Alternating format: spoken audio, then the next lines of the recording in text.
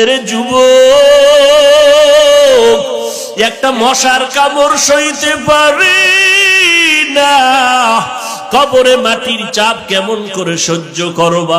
কয়েকদিন আগে বাংলাদেশে কি পরিমাণ সূর্যের গরম, সৌদি আরবের থেকেও বেশি গরম গেল।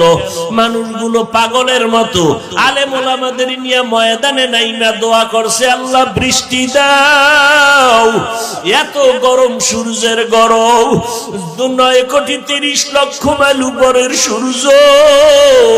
হাসরের ময়দানে আল্লাহ বলবে, সূর্য নিচে নাম। মাথার উপরে সূর্যটা আসবে, সূর্যের গরমে মাথার মগজগুলো টাস টাস করে ফেটে যাবে, বাতের মারের মতো মাথার মগজ ফুটতে থাকবে, পেটের নারী বুড়ি পায়খানার রাস্তা দিয়ে বের হয়ে যাবে।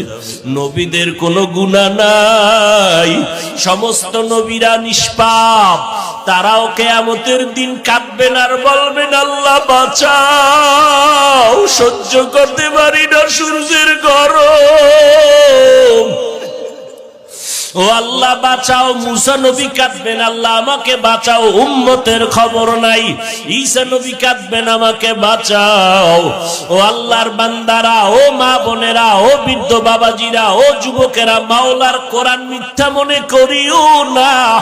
১,৫০০ বছর হয়ে গেল, আজও পর্যন্ত কোরআনের ভুল বের করতে পারে নাই, নবীর কথাকে উদ্ধ করতে পারে নাই। ওই কোরআন সত্য, গুনাহগারের জন্য জাহান্নামের আগুন, এ কথাও সত্য রে বাবা। এখনো সময় আছে, তওবা করো।